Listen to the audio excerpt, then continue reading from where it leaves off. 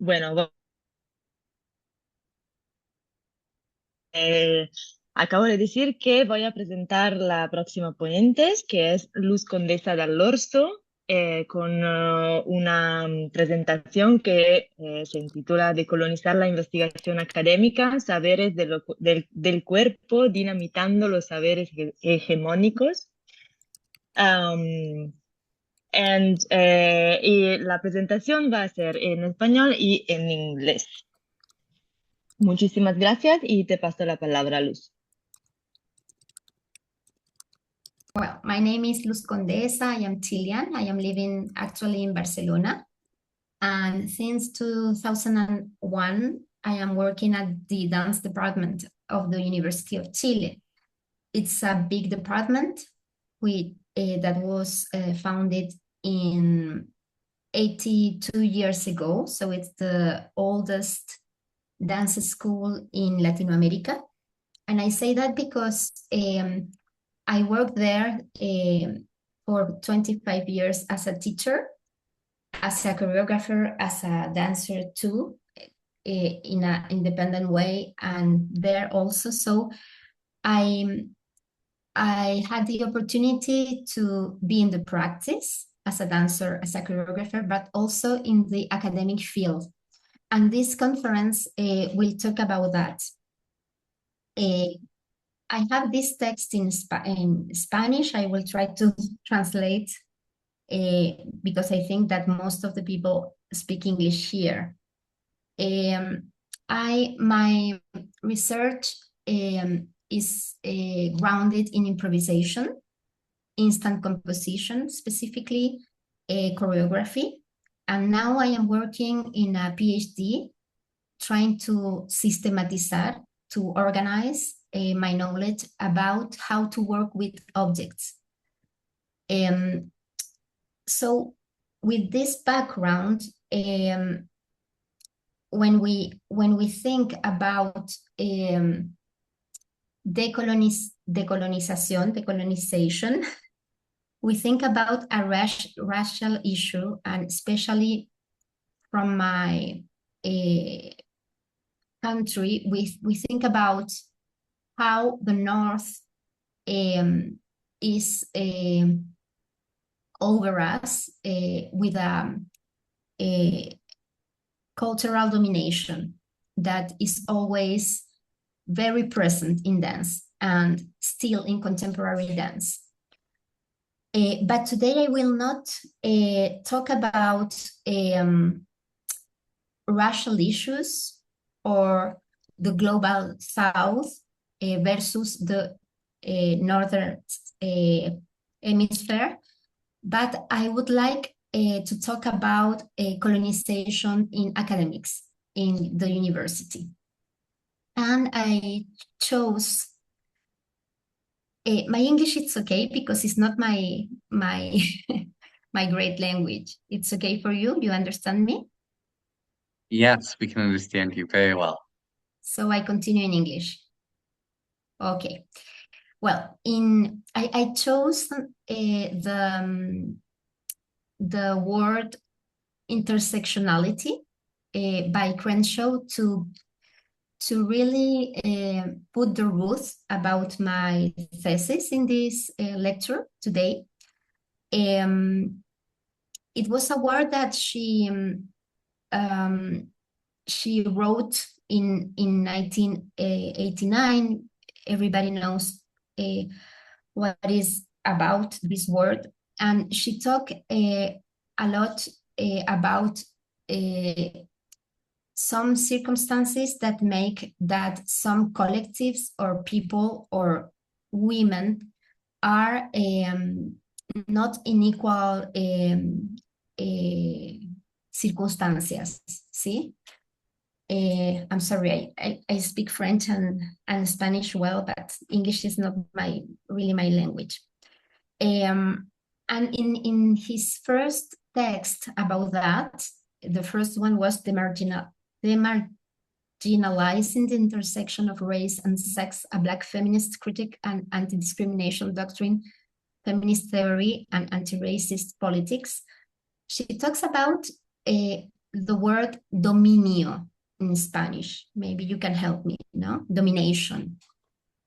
She doesn't talk about oppression, that it's the word that intersectionality adopted later.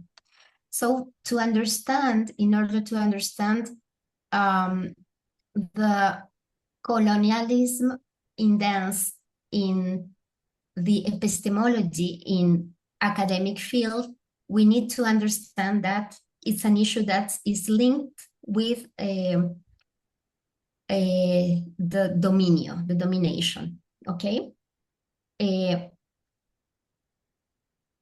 This concept means, just if someone doesn't know about that, but I think everybody knows the word, intersectionality means that, for example, a woman in 1989 and even now, only for the fact to be a woman will have some disadvantage, some difficulties that will be even more difficult if she is Black, and more difficult if she is poor, for example, and more difficult if she is migrant, foreign people, inmigrante, see? So we will ask ourselves, and at the end I would like to really open the conversation to look for solutions and political actions that can help to change that. What are the conditions of lack of equality that dance has in the academic field? When I say academic field, I am talking about research at universities, okay? Who are the responsibles of these conditions of, ¿quién me ayuda a traducir desventaja? Disadvantage, ¿sí? ¿Sí? Disadvantage, that are already installed or built in the society, and what we can do to empower that, okay? So, for that, I will, in this tree that I built, intersectionality will be our thesis. That will help us to answer these questions and to really know if you resonate, or if we resonate with these kind of issues in our different countries. Okay. So, what are the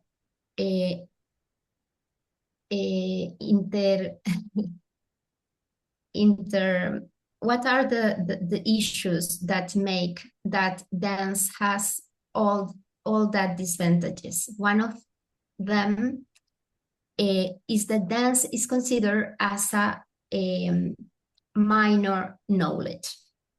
It's not an hegemónico, un saber hegemónico, ¿comprenden? An hegemonic knowledge. For years and decades, education, politics, sociology really fought to install and to really ground and to really validate their ways to research. For example, ethnography, autoethnography, took a lot of years to be installed in the university. For decades, for many years, the mathematics and science wanted to really colonize this kind of disciplines. And today we can have the qualitative research, investigación cualitativa, as something really valid, really installed in the academia. And all the disciplines are considered science, education, communication, sociology, anthropology, art science. And we have also humanidades y letras, literature, humanities, that has other ways to research, really close to the history. But they already have their place, their PhD, their teachers, and we don't have to export or import other knowledge to really validate this knowledge that comes from these disciplines. For example, we don't need to try to make that anthropology become similar to mathematics or to physics. It's already validated. So during years, dance, and I know that because I have a master in visual arts, and I am finishing a PhD in theater studies. Dance was always in the periphery, and today it's becoming to really arise and to really take a place in the academia. And that is happening because artists are entering in the academia. One of the reasons, because it was very difficult to do that, is that in some countries as Canada, France, Spain, dance is not studied at the university, as in my country. In my country, the main school of dancers is in the middle of the university, the best university and the public university. So dancers were always ejecutantes, no? Performers of body language. And that made that the dance theory was really arise later, much later than even theater theory or musicology. So that made that when PhD programs started to arise in some universities, and even now, and even in Spain, where I am today, in order to justify or make dance valid, the universities sometimes ask or expect that we validate this knowledge with other disciplines. That's what I am saying here, that dance was kidnapped by other disciplines. In Spain, a lot for philology, studies of language. In my country, for history, theory, critic. In France, for philosophy. For education also. For example, if we think about the curriculum in the school, for example, in my country, in Chile, we only have music and visual arts at the school, but dance doesn't exist. And in some artistic schools, you can have arts of scene, and dance is one of these arts, but is the less important. It's much more important theater, for example. So if dance is kidnapped by that, there are a lot of reasons about that. One of them is the origin of dance in Occident. For example, I used to dance in a Baroque dance company for 4 years, and we base our movement, our language, in these scores that I am showing to you, that are following a musical form. For example, the first, I think it's a sarabanda, and the second is a minuet. So you have the score, and you have also a design in the floor and a design of the body that you can really copy. And those are the steps But the dance, I mean that the dance in 18th century in France, before the creation of the Académie nationale de la danse, National Academy of Dance, was written and was written based on music. Also in theater, that is artes escénicas, is part of the scenic art, where all dancers that, if you are a dancer, if you want to do a PhD, you are lucky if you find a PhD in theater or theater studies, are based in this in the text, in the written text. For example, Brecht, for example, Lagarce, and I am talking even the contemporary theater. Even if we know now that we have a lot of laboratories that wrote the dramaturgy starting from the body without a text, but the origin is a text. So when we talk about dramaturgy, drama today, is difficult to understand that a part of the dramaturgy is also the movement of the piece. Also, another problem is the logocentrism. It's a word, una noción, a word, una noción acuñada por Derrida. Derrida and Lévi-Strauss and some French anthropologists and sociologists made a critique about how, as human beings, when we talk about epistemology and knowledge, we are so rooted in language. That means that, which means that, and I see that in the academy all the day, if something is not written, it's not valid. If a knowledge is not written, it's not systematized, organized. If you want to be valid as a choreographer, you need to write. And here I have some examples. For example, the method, the technique asymmetrical motion from Lucas Condro, which is a contemporary dancer and choreographer.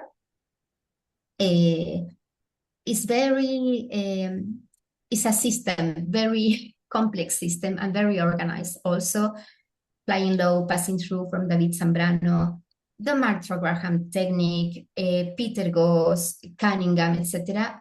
Many techniques that were, and if you are dancers, you learn a lot of techniques with the verbal or oral tradition, without a copybook, without written it, even if we took a lot of notes about that. So there is a logocentrismo, a language, a focus center in the language, okay? So what we can do with that, we have a lot. I don't want to extend myself because I really would like to reflect together about that. We have the phenomenology from Merleau-Ponty, Husserl, taken by Albanoy, ¿cierto? In North America, and Francisco Varela, a neuroscientist very known in the world, Chilean, he's dead now, that they talk about and they prove as biologists that there is a embodied cognition, that the body has a perception, there is a primacy of perception, which it means that all the weight and the el peso, no, la importance, the focus that science put in the cerebro, in the brain, in the last decades is very intention, because kids, people with disability, dancers learn from the body, and the touch, the view, the sound is very important in knowledge. Also the somatic practices, BMC, body mind centering, Feldenkrais, really made a shift in the knowledge, and we can't say that there is a lot written about that. I help a lot of students to write about thesis about somatics, and there is not so much written, which means that it's a tradition really embodied, really incorporated by practice. And also another tension that it's interesting to ask ourselves is how to really validate knowledge that is, or research in dance that is not happening in the university. I am not meaning that we don't need to write anything about what we learn or what we discover. In fact, I like to write a lot, and I am doing these questions to myself since I have 18 years old, because I love philosophy. But I think it's very important to validate dance as a eje epistémico, as a source, epistemic source in herself, without trying to make her look as another discipline. I think it's important to ask ourselves, what is to decolonize the knowledge, body knowledge in the academic research? What would be that? What are the implicancias, the consequences? Do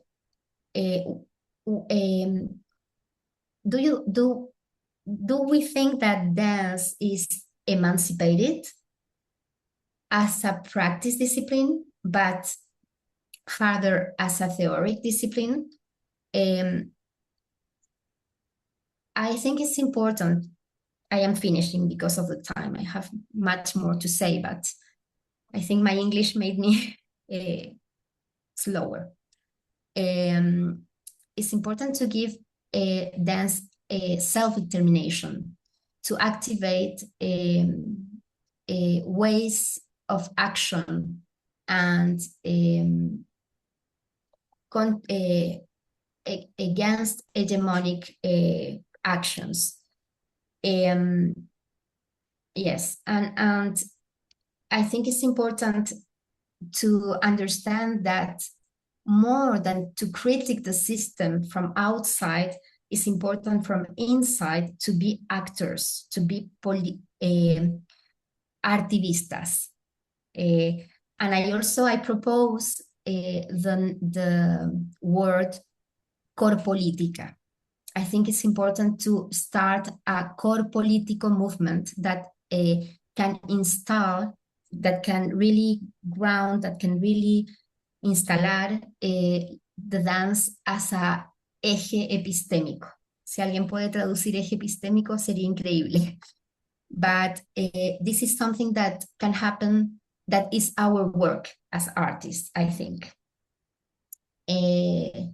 Yes.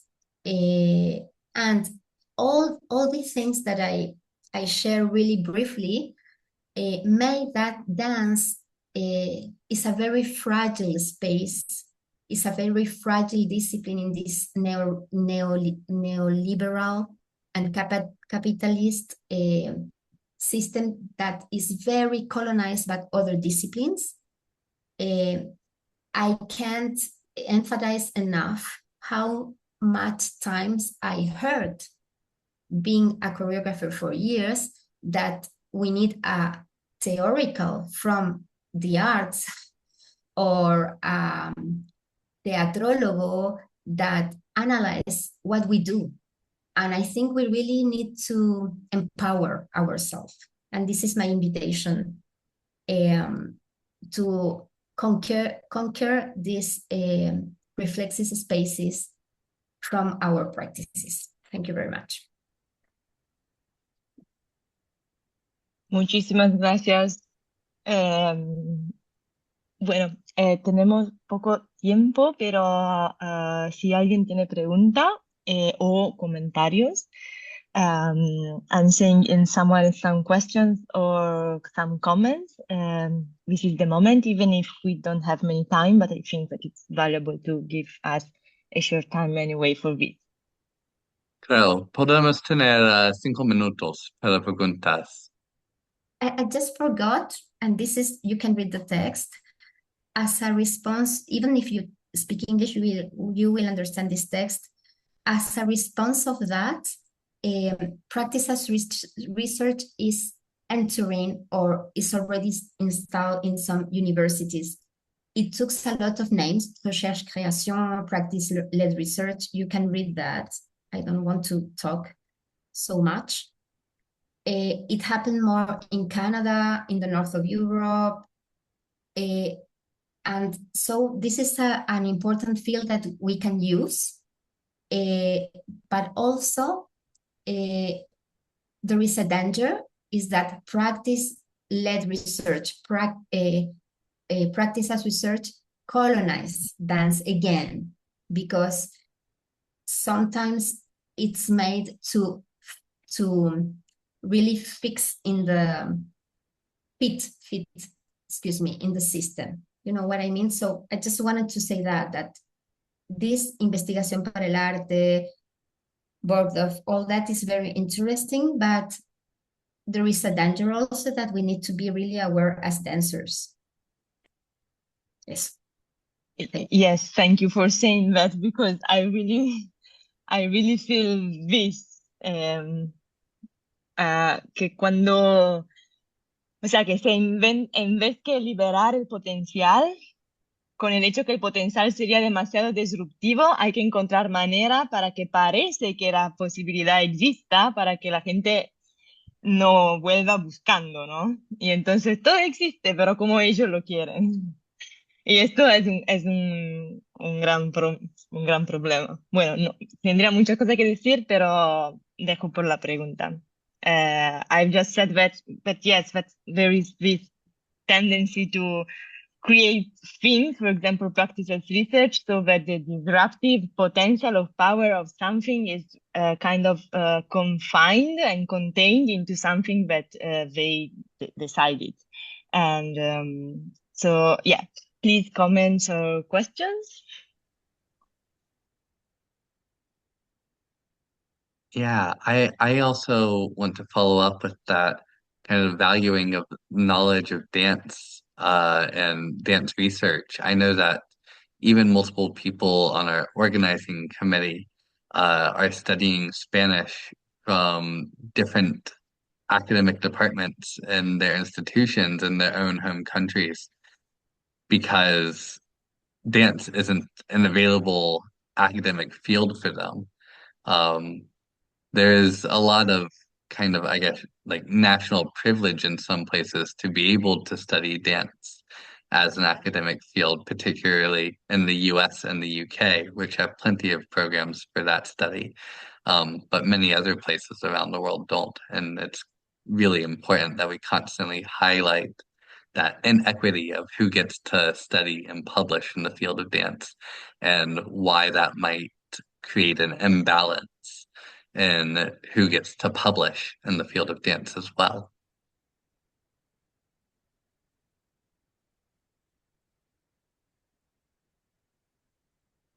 Yes, I think it's very important what you say, Andy.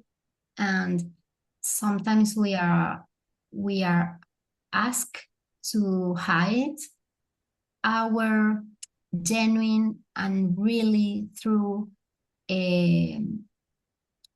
roots. For example, if I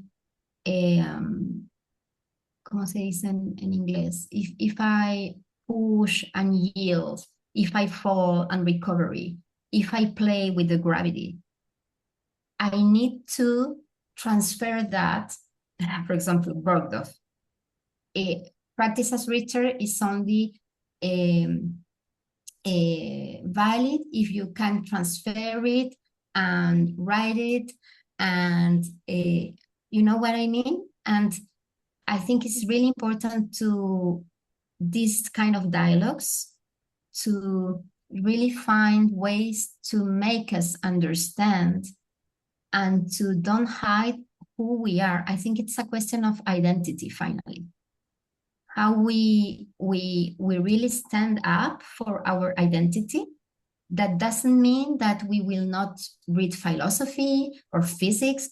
Now I am doing a thesis with objects. I am reading a lot of physics and really inform me. And I don't want to make a PhD to really do what I do for 30 years. It's not interesting for me. But also, I think we need to contaminate and to really influence the academic field when we arrive to a PhD. That's what I'm doing now. And when we can explain that in a program, they really understand, and they are really, I mean, we don't be afraid. I just want to make a call to myself to don't be afraid to really value the knowledge that we know in our field. There are some research questions that cannot be answered without dance, without practice, without touching, without fall and recovery, without, it's impossible. We don't ask to the scientists to demonstrate a theory without a laboratory. It would be impossible. And this is because we are subyugados, dominated by saberes hegemónicos, hegemonic knowledge. I don't want to take more time if we need to finish. Muchísimas gracias por tu presentación, Luz. It is very important for us to hear and learn from, and we really appreciate your time with us. We are going to move on to a break for the next few minutes, just to give people a chance to move around, stand up, maybe take a couple minutes break from the screen, do what they need to take comfort before we move on to our next workshop presentation. So if people would like to take this moment to just take a bit of a break, we will see you in approximately 4 minutes. And once again, thank you very much to Luz. No, thank you to you. Now I can stay all the afternoon. I am so happy to hear you. Thank you so much. Gracias, muchísimas gracias. Y gracias por el inglés. Ay, no estaba preparada. Mi profesora de improvisación de inglés ahora soy. Sí, Oh, estamos no fue intentando, perfecto. sí, estamos intentando de generar conexiones entre personas que hablan idiomas diferentes, pero eso es complicado, claro. Sí, Entonces, gracias. No, gracias Laura y Andy por todo el trabajo tremendo que hacen.